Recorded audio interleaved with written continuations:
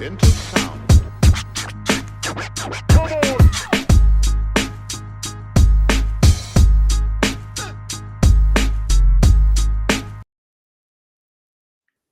Welcome back. Welcome back. Welcome back. All right. YouTube.com/Bryan Fonseca. Very excited about this one. We have Dan Titus here from Yahoo Fantasy Basketball. Also, Rotoworld NBC, if I'm not mistaken, correct? Yes, sir. Got a podcast there. If you want some fantasy advice, check it out every Wednesday. Yes. I'm an avid fantasy basketball player. Also wrote a fantasy basketball column with Action Network last year, which people told me they enjoyed. We started it this year, but budget cuts.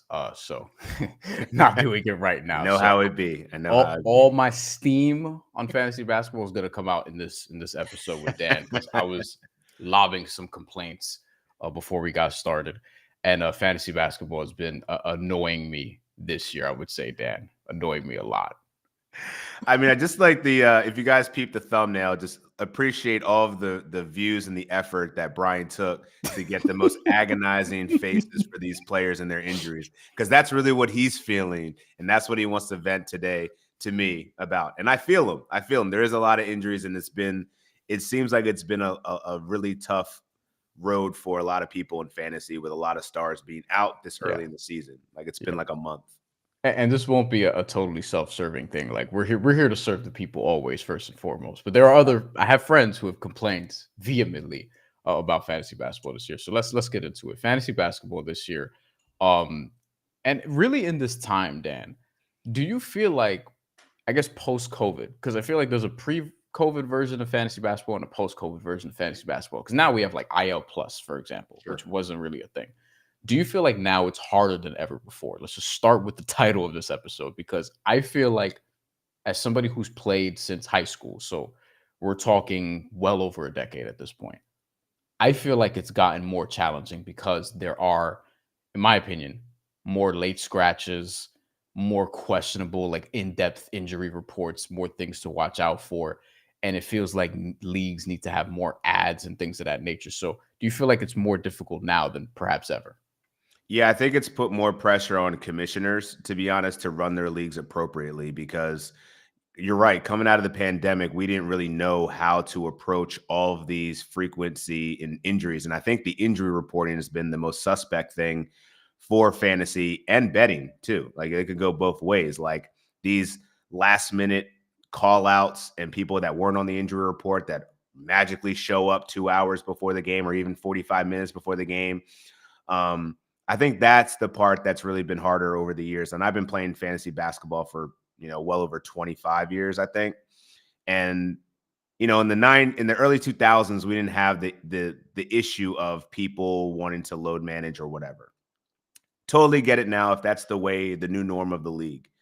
But playing a game and trying to manage that, and if you're a casual fan that doesn't stare at his phone all the time or looking at the numbers, it's hard to keep track of your lineups. You don't know. You might miss someone that's called out last minute. Me, I stare at this stuff all the time. I'm a degenerate. I have a lot of fantasy basketball teams and a lot of different types of formats. So for me, it doesn't matter. I think that just increases the strategic value of this game, which makes me appreciate it even more. I think it's way harder than fantasy football, which to me is just a game of luck. Whereas fantasy basketball, we can talk about the different formats, but you play in a head-to-head league, a categories league.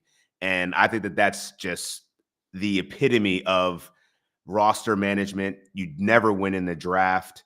You have to be diligent. There's going to be injuries. There's going to be rest. Like you have to take care of so many factors on top of knowing the statistics to balance out your team.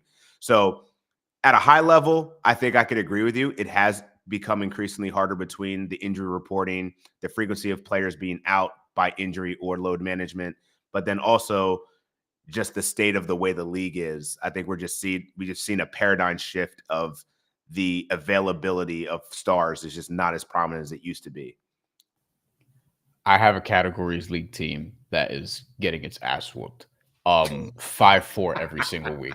It's just it's not even getting their ass whooped in terms of the totality. That's not even an ass whooping. Like you getting smoked 7-2. Like that's an ass whooping. But they can't get wins. And it's win-loss. It's not just like we're competing in the categories only. Sure. That league also, this is what I want to ask, has 5 ads per week. and 4 injury slots. The other league that I'm in, because I'm only doing 2 because like mental health purposes. I'm too competitive and it's like I need to focus in on I like feel 2, that. 3 teams max. Like for fantasy football, which I don't like as much, I have 2 teams and I get wrapped up into it because I just hate losing. Like in one league, I just missed out on the playoffs barely because of point differential. And in the other league, I'm in first place with a bye. So we're all good. And basketball though, like I have a points team and I have the categories one. Categories to me is just more challenging. And points, the points league has 6 injury slots, which Wow. I thought that was excessive. And I've used all 6 multiple times this season, Dan. Multiple times. I've had 6 people, Evan Mobley, Austin Reeves, Jonathan Kuminga, like all these different guys, Bam at one point. And that league has only 4 add-ons per week. Do you feel like there's a sweet spot now for fantasy basketball players? And what is that sweet spot now? Because I felt like 3 at one point was the most accepted number. And I feel like now we kind of need 5 because of the late, just in and outs that we see from an injury report perspective, and then just guys getting dinged up all the time and load managing. Yeah, so there's a couple of ways to attack this. I think first, it probably depends on how deep your bench is. So if you only have like 3 bench spots, you don't need 5 IL. But I think the default should be IL plus, because that gives fantasy managers the flexibility That's what I to, mean. Yeah. whether it's day to day or a long term injury, either way, you're stashing them in there. Whereas Yahoo doesn't allow you to do that yet. I'm lobbying for that behind the scenes for that to be changed. We'll see if it happens. Other part of that is I think the transaction limits each week, I think, should be maxed out at 5. I think having a transaction a day is a bit much. And I think that also puts pressure on your fantasy managers, your other league mates, to be very active and aggressive in the league. You would hope that they would be doing that anyway. But I think that there could be some abuse going on if you have a transaction a day. I would prefer it, like, if everyone wants to be a degenerate and look at who's the next man up every single day, that'd actually be a pretty fun league. But I think the average league, probably 5 is the extent that I would go to. And for IL, I think 3 IL plus would be enough, because that gives enough room for you to make some tough decisions, which I think is another element of fantasy, is like, do I want to drop this guy? Can I afford to drop this guy?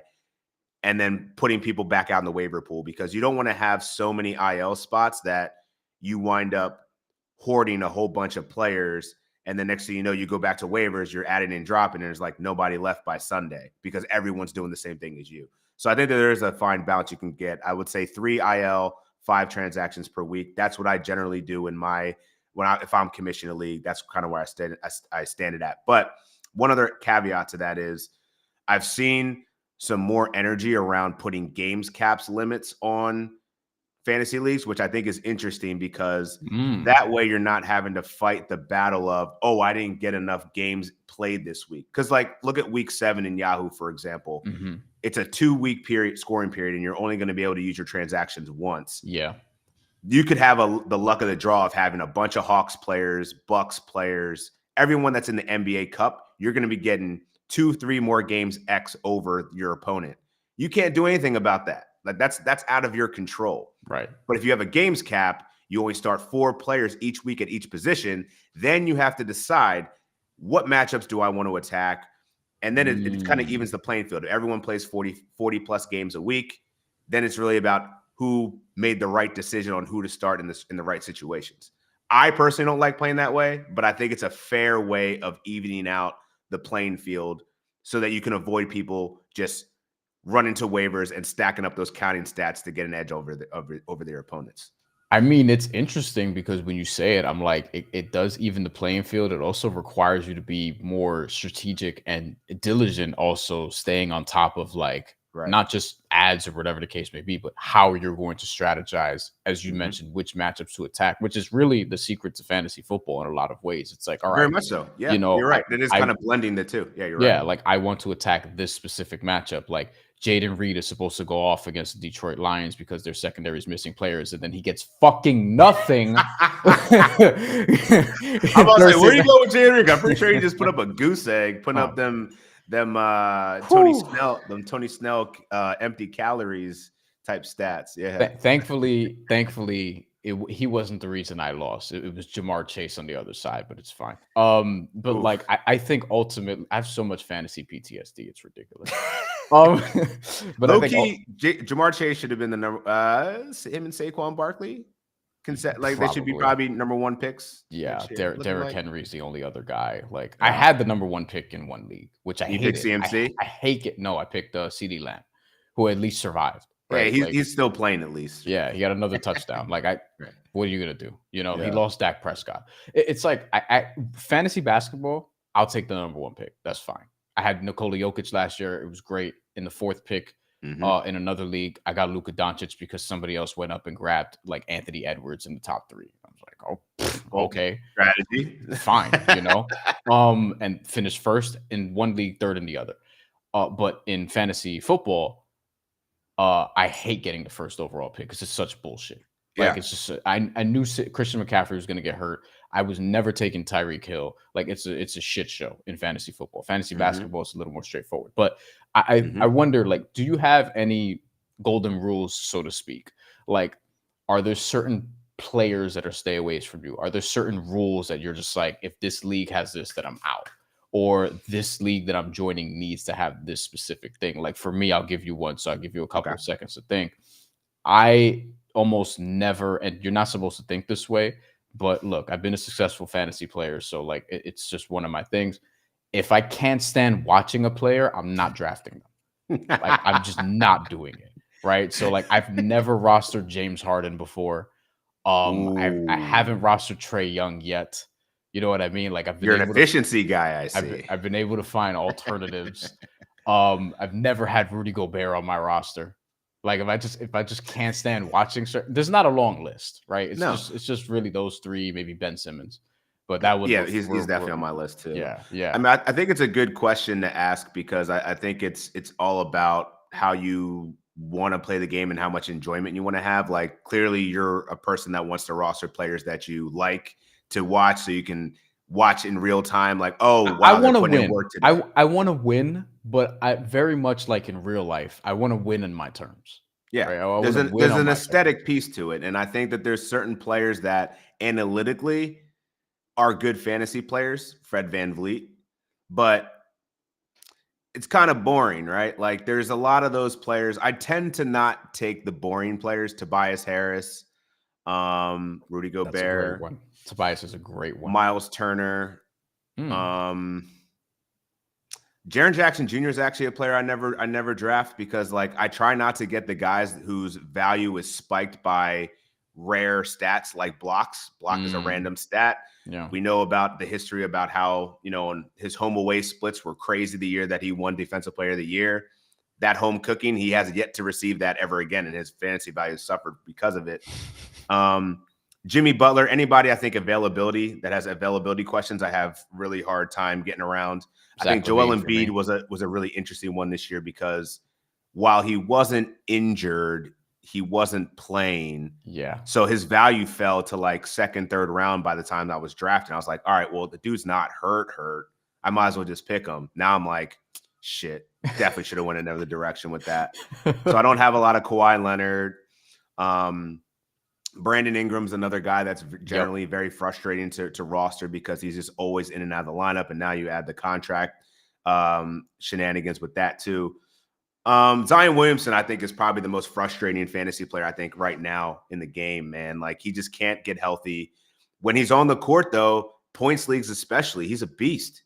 Like, he'll put up over 40 fantasy points a game, but, like, you can only count on dude for, like, 20 to 30 games a year. So, can't take him seriously.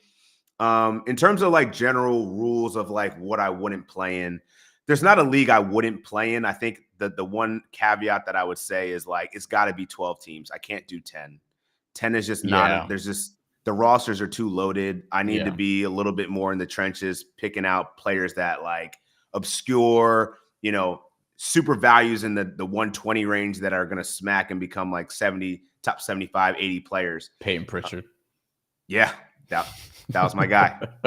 Six-man, dude, I was saying he was going to be a 6-man of the year candidate, and dudes was like, oh, he just scores. I'm like, he does more than that, yo. Like, the team that I have with Jaylen Brown has Peyton Pritchard also, so it's That's a almost good. That's a nice little hedge. it's like handcuffing Uh-huh. your running back. You know what I mean? Mhm. Mhm. Because on It the is. games Jaylen Brown has missed, which is hasn't been many, but on the games he's missed, Peyton Pritchard will go in and be like, "All right, cool, I can get 24. I Yo, can and make a he bunch of threes." literally said that at the media day. He was like, "There's gonna be times where we're gonna be playing against the Pistons. We're not gonna be getting a full workload. We're gonna pass the ball to Peyton, let him go to work. Him and Sam Hauser." Yeah, And that's literally what they've been doing, man. They've been letting him cook, and that's why he's a top 30 fantasy player right now. yeah. They probably could argue he could sell him high, but nah, I would hold on to him, man. He looks Mm-mm. like he's his role in that squad, especially with Drew Holiday getting older, him kind of taking some games off, like they're ready to ride Pritchard all the way back to the playoffs here. So yeah, I really like him in fantasy. Trying to think of some other golden rules. Zach Levine's a Um, guy that I stay away from also on the injury front. I I just feel that. on the I injury feel front that. and also like I just not particularly a fan of his game. I mean, I think his game's kind of evolved now. Like Minnesota, Zach was like, super athletic, a lot of 3-pointers. Now he's getting to the midi a little bit more. I think his situation sucks. Like I think he needs Yeah. a new environment.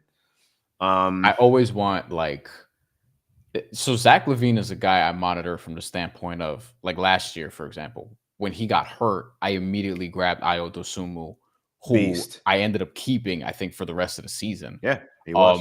Where that's one of the league winners, so to speak. Yeah, And Kobe White, I didn't have him, but someone who did, they were very happy with Kobe White after the fact. And there are certain guys that I feel like you can target sort of the person waiting in the wings sure. because if they're injury prone, like I thought Jaime Jaquez would be that for Jimmy Butler this year. Didn't we all? It's Didn't we been all? like He's just not hitting, man. Like, yeah, but the Heat are especially weird. yeah. Just the way that they play. Which that's a basketball conversation that I can do for an hour, but I'm not going to. But like there are certain players like that, like if they're injury prone, quote unquote. Like if Joel Embiid had a better backup, Andre Drummond was this at one point, but he's been Mhm. hurt, and his minutes have decreased even when he's out there. And Gershon Yep. Yabusele has kind of Yep. become somebody who rises Beast. to the That occasion. low key, their Yeah, second best acquisition this year outside yeah, of Jared McCain. yeah. Like, Yeah. And I think it's worth targeting guys like that too, like just mhm, the backup to okay, if this person gets hurt, like if Peyton Pritchard was behind Zach Levine, mhm. he'd have even more value. Absolutely. I mean, I think it's a good point because there's a lot of value to be had in like that 110, I'd say probably like 90 to 110, 120 range of players that like Amen Thompson was going to be coming off the bench. But anytime Fred VanVleet misses a game or maybe Dylan Brooks gets hurt, Hmm. this guy is a Swiss Army knife, so he can fit into a lot of different roles. So I just figured, You told me to get him. at the top, like this Yeah. dude's going to play. And even though he's still working on his jump shot, it's going to come. But like the rebounding at his position, the stocks that he gets, the field goal percentage, like he's just a really good fantasy player. So like that was a guy I got on almost every team because he's practically free and everyone's looking at, oh, well, Jalen Green's starting, Fred VanVleet's there. Right. Tari Eason, another guy that's blowing up right now I'm trying to in trade for him in one team. limited minutes. And this is the time to do it while he's out with a concussion. Yeah. Someone might get frustrated and drop him. Yeah. There's a Laker fan in my league who wants Austin Reeves, so I'm trying to do like a Reeves Eason sort of thing there.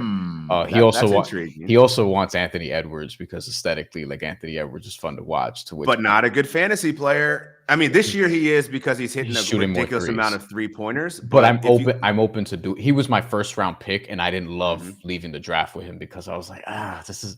I The usually try to get. stocks aren't great. Yeah, I usually try to Field goal get like. percentage is Yeah, I usually try to get like a versatile big early on. You know what I Mhm. mean? But just where the draft was at the time, it was like I'm not taking Joel Embiid now because of No. what you outlined earlier. Mhm. It's too early for Bam, and even so, I feel like Bam may take a little bit of a scoring hit because Tyler's probably going to be starting, He's which cooking. exactly that's happened. Career. Like so I didn't love that, so I'm open to it, but I also like I don't want to get like Damian Lillard in return, for example. You know Right. what I mean? Yeah. Which that's a slight injury concern for me. Although he's been balling this year. Yeah, I think that just reminds me of another golden rule. I don't draft rookies generally. Like last year was an anomaly. Like we had Chet, we had Wemby. Like that was Brandon Miller freak year. But like it's not worth it to. There's always going to be that rookie wall that they hit in midseason. The playing time's always in question.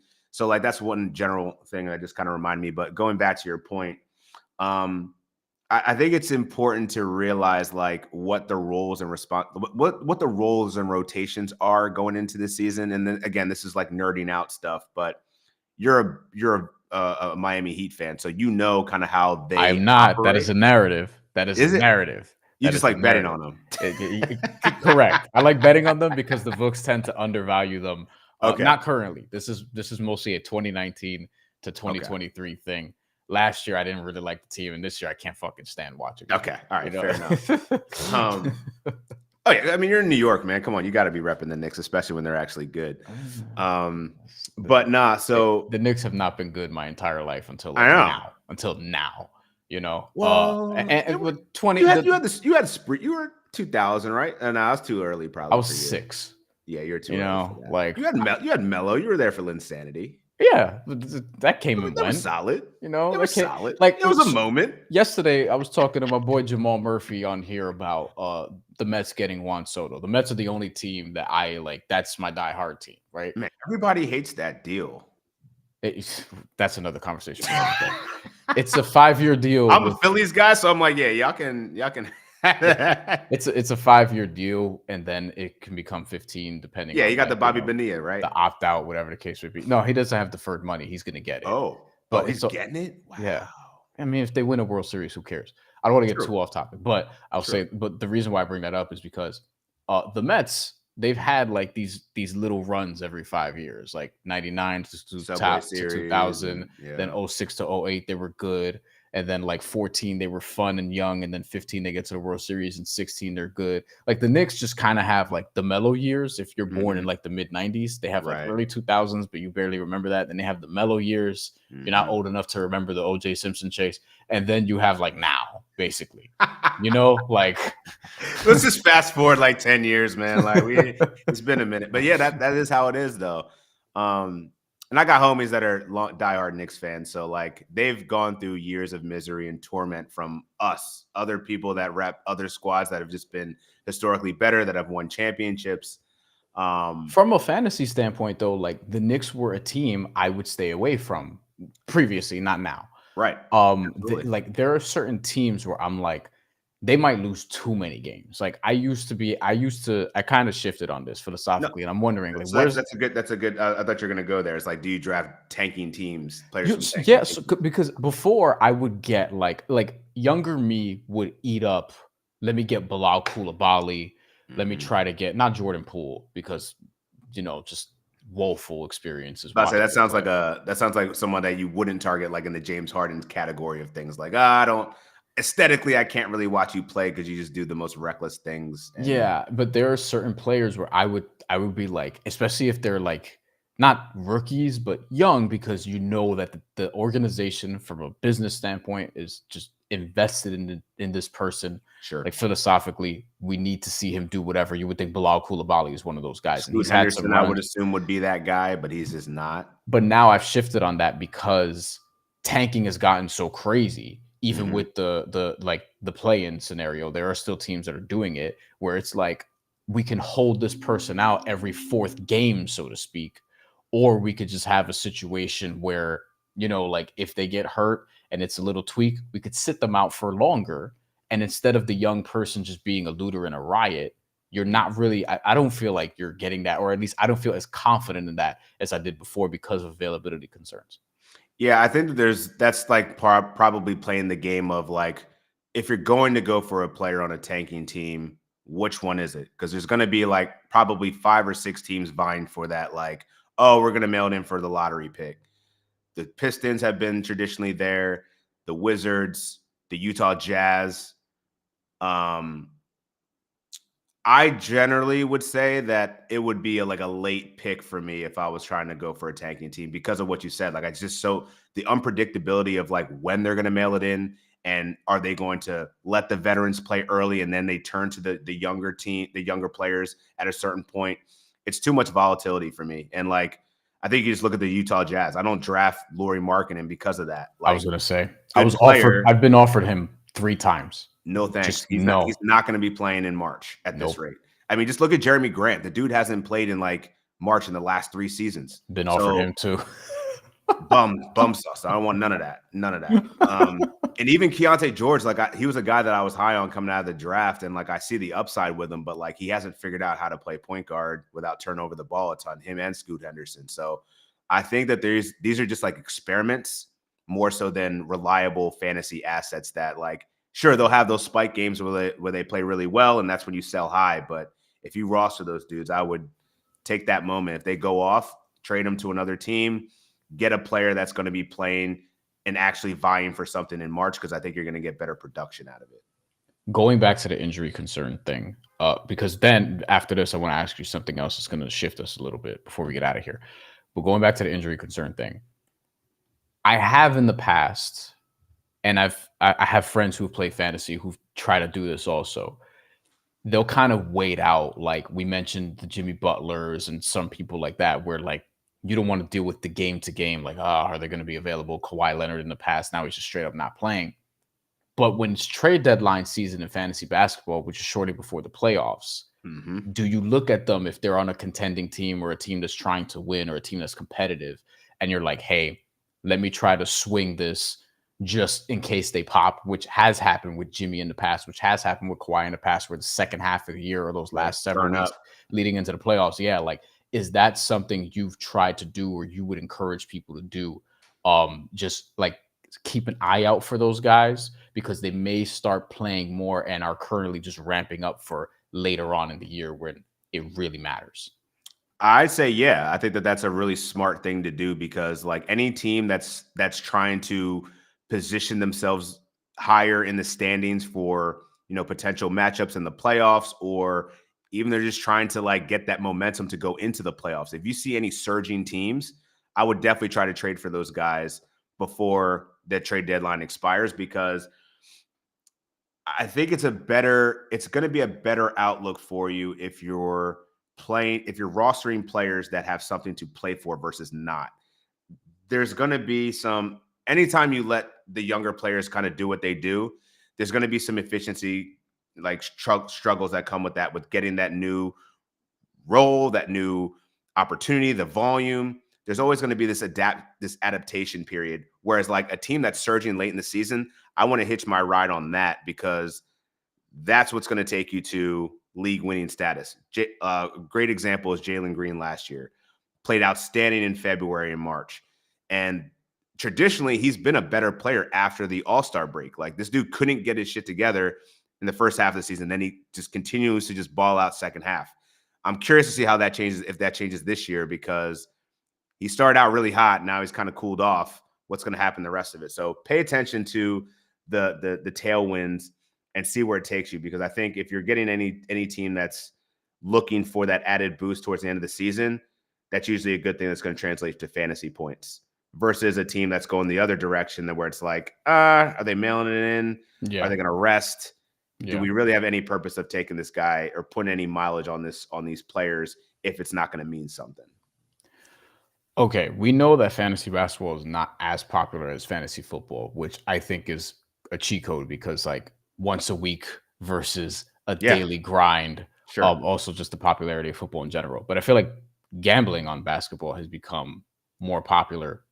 Is that because it requires less effort? I feel like that's a conversation to have. I feel like it probably does, for some people at least. But what do you think ultimately is keeping fantasy basketball from being more popular? Is it just like the way the system is laid out, where hey, it's 82 games versus 16, and it's harder to follow, and that's it? I just feel like it's marketing. Like, I think you're onto something. If you want fantasy basketball to compete, or at least lessen the margin of how dominant fantasy football is, just put money into it. And I'm hopeful. I appreciate that Yahoo hired me to talk about fantasy basketball. Yeah. But I've read that, I think that's what it is. And I think it's tapping into the social engagement more. Like, I think that there's an opportunity to really get engaged with the younger generation. and getting them to play fantasy sports in general. Like, I think fantasy football, it's kind of like the gateway drug, but I think we could actually get some really intelligent kids, the math, the nerds, the guys that like staring at box scores like I did when I had trading cards.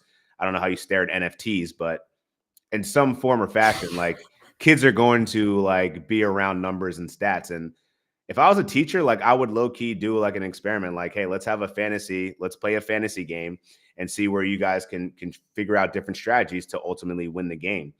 I think that there's going to be a point where, yes, viewership of the NBA is down, but if you look at the popularity of the NBA players versus football players, NBA players just lap them. It's not even close. And we could see them. We could see and their we can faces. see them. We know who they are. These guys are brand ambassadors for the biggest sports companies and other companies, in the world. So I think that there's also a bridge to be had to connect them to the game. You get them more in the game, then I think that will only trickle down to the consumer, which then they would have more interest in the game. So I think it's a trifecta, tripod, I don't know, multifaceted approach. There you go. The NBA needs to figure out how to market it. The sports platforms need to invest in it. And then I think you got to get the buy-in from the players to say this is acceptable. I mean, you got to figure, for how much shit that players get for not hitting in their parlays, I feel like they probably feel way better about, yo, bro, I missed on your fantasy production this week. That just seems like an easier conversation to have than, yo, man, I had a chance at winning my lotto ticket today, and you burned me. F you. Go kill yourself. Like, I feel like fantasy basketball is way, way nicer with them not playing in games and having it affect your bankroll. I would say also don't curse out players in their DMs or in the little Yahoo chats. Yeah. What are we adding them for? And like the little Yahoo chats could get nasty, bro. Like, bro, those are heavy. Those are heavy. Don't tell them if I ever recommend a bad player. Jesus, I'm like, damn, y'all, like, it's not that serious. We're playing a game here. We're playing a game. You always got an option. But you know what it is? And you know this. A lot of people put a lot of money up. Yeah. And that's like, listen, this is why we play within your means, like play with your, whatever you could live to lose. This is why I don't put down, like, I'm not a $100 bettor. As somebody who talks about gambling, makes money talking about gambling. You're not competing against anybody else. Like, your unit size is your preference. Whatever you can afford. Pause. Right. Yeah, that was great. But yeah, like, to each his own, man. You gotta be able to handle within your means, and that goes for fantasy. That goes for betting. I just think that there's actually a fun element of fantasy basketball that we haven't unlocked yet. The other thing that I think that's kind of holding it back is like the camaraderie between friends playing fantasy basketball. I think the adoption. I think a lot of the leagues that I play in, I don't know everybody. Like, I don't see them as much as I maybe, or I don't talk to them as much as I interact with the people in the fantasy football chat. Yeah. So I think there is some communication barriers there that also need to be lifted a little bit. But, if I can get the homies in the league, like I run 3 leagues myself, it's a lot. I wish I could delegate some of that, but like, I got to get more people that I know playing fantasy basketball over fantasy football. And I think the way to get them there is points leagues. And I know you're a big fan of points leagues. But I think that's the easiest way to get people. Yo, it's not that hard. Your fantasy football team sucks. You're out of the playoffs. You missed it by 2 points. You need that. You know what I'm saying? You need that other hit. You got to get that other hit. Go get you a fantasy basketball team, man. Points leagues, hella easy. Just set your lineup and watch it go to work. You might have to make a couple pickups, but you're used to that. You do that in fantasy football anyway. Right. What do you think it will take to become more popular? I know you mentioned like just marketing, but actual steps to take, from is it just companies opening up the budget, which could be like, I mean, are they really going to do that? Like, what are the practical sort of steps, I guess, that can be taken to grow this? Because I do feel like there's room for it to grow. I feel like there's like, we should be seeing more commercials about fantasy basketball, for example, especially. I mean, a commercial, not more. A commercial. Yeah. Especially on these broadcasts where like, they're partnered with the league and you can play fantasy basketball on NBA.com. Like, that's something you can do. Like, one of my first experiences was doing that, and Mhm. I didn't love it, so I didn't really go back. But It's so funny how the league has like the worst version of every sports fantasy yeah, experience. I tried to do NFL on NFL.com once, and I was like, I don't. never again, never No, again. no. I'm not saying this just because you're here. I really only use Yahoo. I'm not Same. even joking. And I've heard people enjoy like some other apps, one that starts with an S that I've Yeah. been hearing a lot about. But I only use It Yahoo actually right is now. not good for fantasy basketball though. Fantasy football, it's fine. Like Okay. it's fine. I There, and I only think that there's features of each platform that I think are interesting. And I Mhm. think that that's also like part of the problem. Like you give everyone all these different options, and I think the popularity and how it's run is going to be different depending on what you're playing on. But I think Yahoo does it great. There are definitely some enhancements that can be made. I think we can kind of borrow from other people what they're doing well. I think we've done a great job of redesigning and trying to make it a little bit more user friendly, more accessible. But there's stuff that we can always improve upon. So that's one of the things I'm trying to do behind the scenes is just like, yo, let me be the beacon of information for certain people. Like as a consumer, like I play this game, so I got my gripes and my issues. But at the same time, like, how can I help and just make this better for everybody? But I think it's a really good question to ask because I think really it's just like how can we get the NBA more invested in this game? And it's right there. Like Yahoo's a partner with them. They have a section on their website about fantasy. I don't know how much they look at it or how much they lean into it, but I did have an opportunity to do the NBA's Discord a week ago, and it Mhm. was cool. I was surprised at how many people were actually like showed up to ask me questions about it. I'm like, wait, you guys actually do care about fantasy basketball? So I think that the community is there. It's just a matter of how can we expand it and get it more people into it. And I think having casuals have these conversations and giving them the experience, let them try it out, I think is probably the best way to do it. But I think if we can get some top level buy-in too, I think that would certainly help. Okay, let's end this with some buy low, sell high candidates. It's already trade season in fantasy basketball. I've been offered trades. I've made one trade, which not really going my way right now. I got one in my inbox that I've just been looking at, like staring at, like, yeah, like obviously, yes, you do this, but then I'm like, but do I? It's the dude I got Jalen Brown. No, I got Peyton Pritchard and Santi Aldama, and he wants to trade me Miles Turner and Jalen Brown. The reason I Oh, haven't pressed yes yet is because I'm taking a hit in efficiency. I'm taking a hit in turnovers by a oh, it's a wide category league. margin. It's a category league. Categories. Okay, Yeah, yeah. categories. Points. Oh, Not even a discussion. goodbye. Nice, Yeah, nice. Thank you for sending this in my inbox. It's probably going to get vetoed. yeah. But if you look at Santi Aldama's been like a top 50 fantasy player this year. And I think at some point there is a sell high point because the Memphis Grizzlies are getting healthier. He's one of my sell highs that I have written down Yeah. here, actually. And so now I'm like debating, but like I just told you earlier, I don't draft Miles Turner. Um, I'm debating it because I really like Peyton Pritchard, but like I think I might bite the bullet and just take talent over current production and do the trade. But I've definitely been thinking about it a lot. All right, let's do sell highs and buy lows. We'll do this rapid fire Yeah, ish, but I'll just toss name and then you say cool. what you're gonna say. We'll do sell highs first because the buy lows are actually juicier. Sell high, we did Santi Aldama. Let's do Peyton Pritchard since you just mentioned him. Peyton Pritchard, would you sell high on him now or keep him? I think you could get something good for him. I mean, Yeah, clearly this guy just offered me Jalen Brown, so I think I'm going to categorize that as a sell high, even though I really do like him a lot this year. I'm keeping him in a points league. I'm keeping him. Um, Wow. in a points league, I'm keeping because I have Jalen Brown. Right. Okay. That makes sense. So for me, it's like You got the backup essentially. Like right. he's the backup for pretty much everybody except for the big men, right? Like Yes, yes, yes. Like if Tatum, this is the thing. I have Jalen Brown, but also like if Tatum is out, Jalen Brown and Peyton Pritchard's stock go up. yeah. Same thing goes with Derek White, Mhm. Drew Holiday. Those are Mhm. probably more likely. Mhm. So to me, like it would take a lot. I haven't been offered, but it would take a lot. And I'm curious what other people would think. Grady Dick, would you sell high or no? I'd hold now because we don't know what Scotty Barnes' injury looks like. I mean, dude said he couldn't feel his foot. That can't be good. And even if the X-rays are negative, like I don't know, man. I'm bracing for I have them both it. on one team. I'm bracing for an absence, so I would hold Dick for now.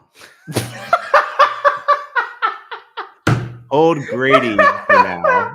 Hold Grady. Oh man. The jokes write themselves, man. Yeah. They really do. I shouldn't clip that. I shouldn't clip that, but I also should. Um, with the context. With the context. That's Context true, man. matters, y'all. Context Yes. matters. Yes.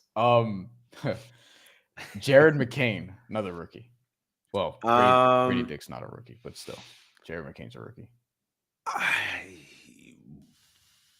I would probably hold Jared McCain because I think that the Sixers season is not going to go. It's not going to get that much better. And that top 6 protected pick is going to become increasingly more important the more that they lose. I'd hold on to him. I think he's actually can have some consistency with this rotation. Would you trade for him? I'm neutral on that one. Probably not. Yeah. He doesn't do enough outside of scoring in threes for me when Tyrese Maxey and Paul George are healthy. The question is, what if those guys are off the floor, though, and it's just Maxey and him? Yeah. So I think there's a discussion there because Paul George is like in terms of the injury scale, he's definitely above average. Like he could miss some time tomorrow. 100%. He can 100%. anything. He's so we were talking about sell highs. There's one right there. I'd sell him immediately. He's had like 2 games of like 8 and 9 assists. The scoring's come back a little bit. This dude was a 3rd round value, so I would get rid of him for probably a 4th, 5th rounder if you could right now, just because I just don't trust the health. Was not on my sell high list, but that's a good one. I would not. If someone's selling him, I'm not buying. No. Paul George. No, that's not happening. Unless I'm buying really, really low, but even then I won't feel great about it. Sell high, DeAndre Hunter. Yeah, I would sell him high. Yeah, I agree. I think he's going to be on the trade. I mean, he's always on the trade block. We'll see what happens, but I think the Hawks might sell high. Yes, they've been trying to sell. They can't get. They're gonna be selling damn low. I mean, we'll see. I don't know. He's playing really well off the bench, but yeah, I don't trust that. Sell high. This is a no for me. At risk of leading the witness, but still, Evan Mobley. No, I get offers on him every week. Hold. And I know he just sprained his ankle too. Don't care. Keeping him. Hold him as long as you can. The breakout is for real. Yeah, I agree. Jared Allen, teammate. I'd hold him too. I would just hold the Cleveland Cavaliers. Like they're a team that at least we'll see how many wins they get to. But if they keep up this torrid pace, and they're staring down the history books, I don't know if they're going to rest their guys either. So yeah, I would be holding Cleveland Cavaliers for the foreseeable future. I wouldn't trade any of them. You could probably get a lot for Donovan Mitchell. And I thought he would score more this year because of Kenny Atkinson and knowing how he likes to use his guards as he did in Brooklyn when I covered them.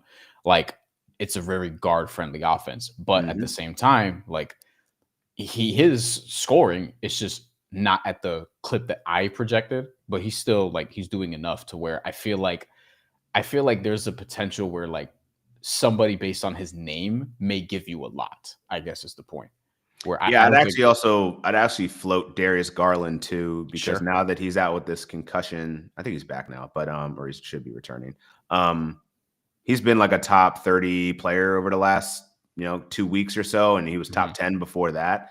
I think Kenny Atkinson did the smart thing in unlocking him and Evan Mobley to take off some of that burden of Donovan Mitchell, which actually could preserve Donovan Mitchell late season more because he did come up with some knee issues and knee he had some knee inflammation towards the end of last season.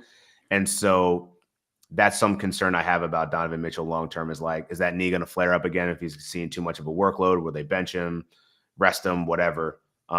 Less concerns of that when he's getting less volume and he's sharing the workload with Evan Mobley and Darius Garland. Eastern Conference Player of the Week, Tyler Hero. Sell high or no? Yeah, I mean, there's a pretty substantial injury risk with Tyler Hero. Like, he's always played decently well, but the efficiency gains Mhm. this year are just stupid. I mean, what Yeah. he's shooting from three, from the field, he's balling, which I think screams sell high. Yeah, I agree with that. And generally, as somebody who's probably lower on him than consensus and actual he fans. You might be able to Um, get a really good player, fourth rounder type guy, just considering where you drafted him and how he's playing relative to that value gain. Like, yeah, you might be able to get a nice haul for Tyler Hero for sure. in a points league, because I don't think you do this in a category league. In a points league, would you sell him for Jalen Brown? Yeah, I would Not in a immediately. categories league though, or would you do it in categories Um, league also? I think there's a buy low window for Jalen Brown. He hasn't been Mm. lighting it up. So I think that you're going to lose the efficiency a little bit, but like I think you're going to be getting more rebounds, less assists. Threes are probably comparable. We'll see, but I think I would take the durability of Jalen Brown over the durability of Tyler Hero long term. All right, buy lows. I have a bunch. I have 10 here, and I may think of a couple others. Oh, I have one more sell high actually. Norman Okay. Powell. I wouldn't sell him high. I think his role is solidified, and we don't know when Kawhi Leonard's coming back. So Mm. as long as he's the number one option on offense, I wouldn't sell him. No. Would you trade for him? Because I've thought about doing this. I think now's a good time as he's going in and out of the lineup with this hamstring injury that he can't shake. Hamstring injuries are tough. I don't like buying hurt players, but I think that they're being particularly cautious with him for good reason. I would be interested in buying low now because this is the time before he goes off for 25 points in his next game when he's healthy. This is the time you get him while he's banged up. Okay, buy low. We'll start with Jimmy Butler, who is in trade rumors now. Nah, I'm good off Jimmy. Not trade. Nope. Don't do it. Don't do it. Don't trust it. The contract and Jimmy Yes. being Jimmy, he's an Yes. enigma. I think if you drafted him, you kind of just got to deal with it. Yeah. Those are the breaks. Yeah, I don't draft him. I would think about trading for him before the fantasy deadline, depending on where that situation is. That's probably as far as I'd go.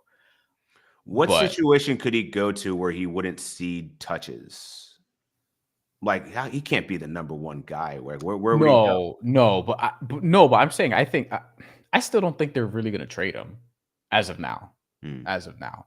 Um, but if they did, like the three teams that were mentioned were Houston, Dallas, Golden State. He's taking a hit wherever. Yeah. But that I mean, in terms of buying low, could you potentially get him if he's in another situation for less than you would think just because of the name? You know, Yeah. if somebody's like, yo, I'm done with the injuries, he's older, and now he's like the third option or whatever behind, Mhm. for example, Luca and Kyrie, like I could actually see that working out, especially in a situation where it's like if it's him, Luca, and Kyrie and Clay are also injury risks. Mhm. So it's like there are going to be games where if it's Luca and Jimmy, I'm putting them on the Mavs now for whatever reason. I don't even know. Like, but like Houston, I feel like is a feasible one. But I've heard Houston is less interested in that now than they probably were at another I point. mean, Houston can get whoever the hell they want at this point because they got assets to move. Like They have they're too many pretty much guys. they got the league by the balls right now. They have their pick of the litter, and they don't even need to make a move for real. For real, like they're They third in the don't. West right now. They don't. They just play out the season. See how you didn't Mhm. even make the playoffs last year. Just No, make the playoffs. See how you they have a do. team option for Fred Van Vliet, so Yeah, you and have a then choice. You, and you then want like to run it up, run it back, you can. If you don't, right and hey, just here's the keys, young man. you have Jalen Green's contract because you're going to trade him. Like Hmm. they extended him because I saw the salary number and I was like, oh, that's a future Hmm. trade piece. Yep. Him, Jabari Smith, like that's the Hmm. package, and they'll throw Hmm. in somebody else. It probably won't be Amen Thompson unless the player is amazing. Right. Like it'll Hmm. probably be something like that. Would you buy low on his teammate Bam Adebayo? Yes. 1,000% Absolutely. agree. Yeah, Absolutely. yeah, He's not going to shoot 40% for the rest of the season, y'all. Like, come on. He's yeah, good. yeah. And on top of that, even when he has shot that, especially if you're in a points league or a categories league, He's for still going to give you the assists and the rebounds. Like that's and the what Bam stocks does. and Hmm. he'll have games where he'll get like only one stock, but he'll also have games where he'll have like 3 steals and 2 blocks. Like, I would buy low on him, absolutely. LeBron James. Is the name too powerful to consider this a buy low?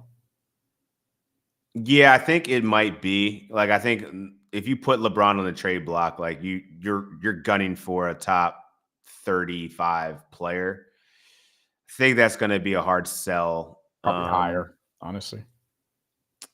I feel like it's just a hold, but if someone was willing to sell LeBron for an affordable price, I would do it. Because I think the Lakers are going to be better than what they're showing right now. This is just a huge schedule rut. I think they're probably going to have to make a move in the deadline. I don't know what moves can really be made, but I mean, I don't know that this is going to be LeBron's last season, but he's playing pretty damn well. His scoring's down, but everything else, he's still doing the rebounds, the assists, still gets a steal. He's hitting threes. Like, LeBron's still a good fantasy player, so I'm not overly concerned about him. Would you buy low on his teammate Austin Reeves? Yeah, because like he's a player that I don't think anyone is like married to. Like, his draft stock wasn't that high to begin with, so you could probably get a reasonable deal for Austin Reeves. Like, is he a guy that I'm like actively targeting? No, but he's easily movable piece. But if you have a Laker fan in your fantasy league like I do, take advantage. Hit him up. Hit him up. Because I wouldn't mind parting with him, honestly, especially because I have like some duplication anyway. So another guard, DeJounte Murray. Would you buy low on DeJounte? I don't even know. I think the buy low window might have closed. I mean, there was a couple of games where he was like not scoring efficiently, really bad shooting splits, but he's had the assists and the steals which is like always the thing that's really propped up his fantasy value, along with his rebounding at the guard position. He's been doing that really well. And now that Brandon Ingram's out, dude's about to cook even more. So yeah, if anyone's trying to get rid of DeJounte Murray, buy him immediately. I actually don't even care what the cost is. He's gonna cook. Would you buy low on Desmond Bane? Yes, absolutely. Okay. Have them both. Absolutely. Him and Bam are like my top dudes. I'm like, these guys are good. And for whatever reason, they just have this like, hey, I got to get out of my shooting slump. But once I get out of that, like, it's curtains. So yeah, I think Desmond Bane is starting to go in that upswing. He's getting more minutes now. I think in December, he's averaging over 30 minutes. Prior to that, he was only sitting at like 27, 28. And I think that's all by design. The Memphis Grizzlies haven't been able to stay healthy over the last couple of seasons. So yeah, this is the way that they're going to get him back. And now he's already starting to find his groove a little bit. So yeah, definitely get Desmond Bane. Jalen Duren. No. And it pains my heart. Pains me. Because I drafted him then. He was one of my breakout guys again. I think I've had him as a breakout 2 years in a row because I was like, yo, he's going to go off sophomore year. Oh, he's going to go off year 3. I'm about to sell. He is not going off, man. And I don't know when he's going to. I don't know what JB Biggerstaff's had enough. He's like, bro, I got a better chance of winning with Isaiah Stewart in the lineup for 20 minutes a game. So unless that timeshare goes away, I don't see how you could want to buy into Jalen Duren.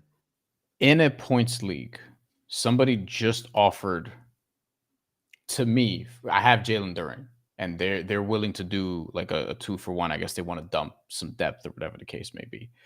Kason Wallace and Najee Marshall for Jalen Duren. To which I'm like, I feel like you might as well just hold Duren at that point. I mean, yeah. Although Najee Marshall, I don't think is he questionable tonight? Is he ready to return yet? I don't think so. Okay. If he was ready to return, I think it could be a savvy way of getting some extra games. But they're playing each other tonight, so if one of them advances, you're going to be dropping the other one. So yeah, no, I wouldn't. You might as well just hold Duren at that point. The other was Kason Wallace and Risa Shea, which was a little more interesting to me. But it's more interesting, but I think I'd still just hold for where you drafted Duren. Just hold him. That's too low.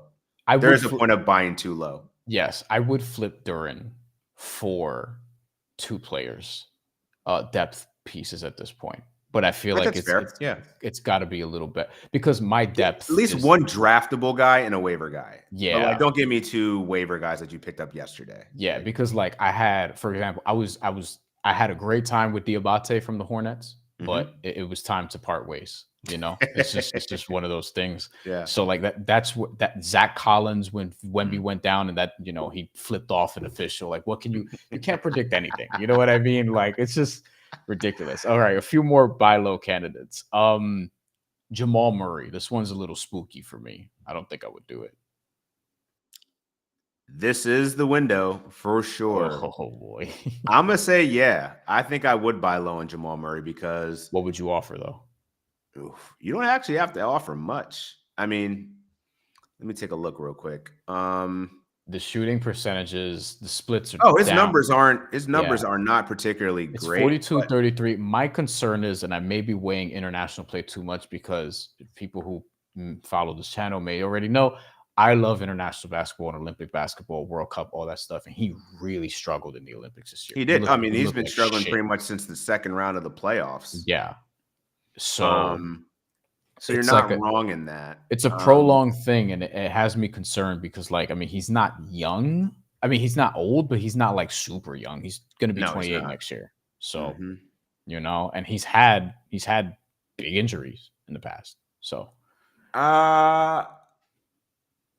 maybe like,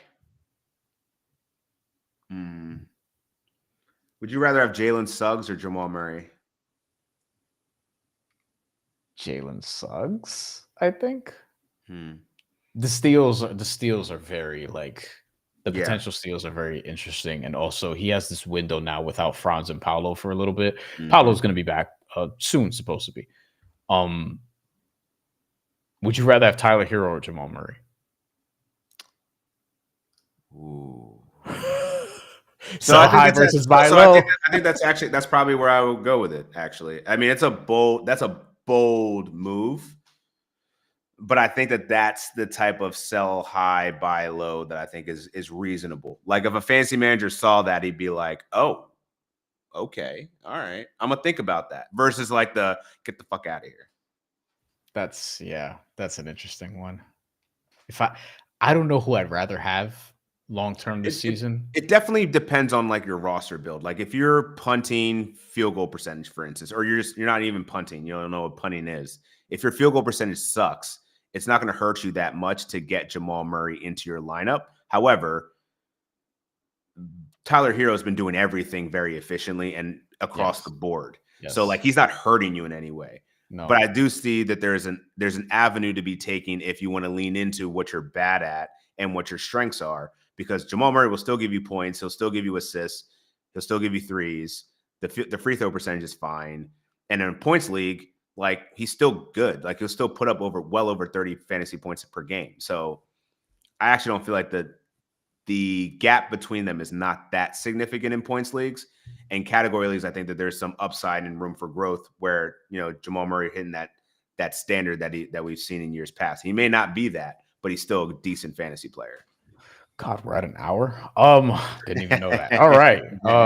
Two more. Buy low. Zion Williamson. No. Hard no for me. I'm debating cutting him in a points league right now. That I only have one. I only have one IL, and like I got issues, man. I got deeper issues. I got to throw Jamal Murray in there now. I got to throw somebody else in there. So like, nah, I mean, he might be cut bait.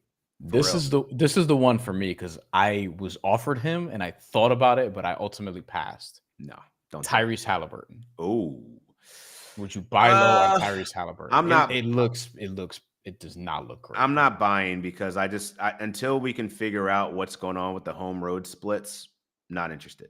And he hasn't been the same guy since last NBA Cup. No, and there's rumors that like he's got like a back thing that he's working through. He hasn't really been too transparent. No one's been transparent about what he's dealing with. He's just pushing on, which I respect him for. But that doesn't mean I need to trade for you in fantasy. So if I'm the person that has Tyrese Halliburton, I would wait till he has a 3-game homestand, he balls out in game 2, and then you sell him because I can't trust it for the rest of the season of what we're seeing. That's Dan Titus. Follow his work at Dan Titus, Yahoo, Rotoworld, NBC. Thanks for joining, Dan. This was a lot of fun. No, this is dope. Have me again, man. I'd love to talk more venting sessions for fantasy basketball. Oh, we'll do it again definitely before the trade deadline. We'll do some fantasy trade advice or something like that. That's going to be an eventful time. Thank y'all for watching. And of course, I'm sure people are going to watch this after the fact. We'll have clips up and things of that nature. More on the channel very soon, including a preview for Alexander Usyk versus Tyson Fury, the rematch. That's coming likely this week. Well, tomorrow.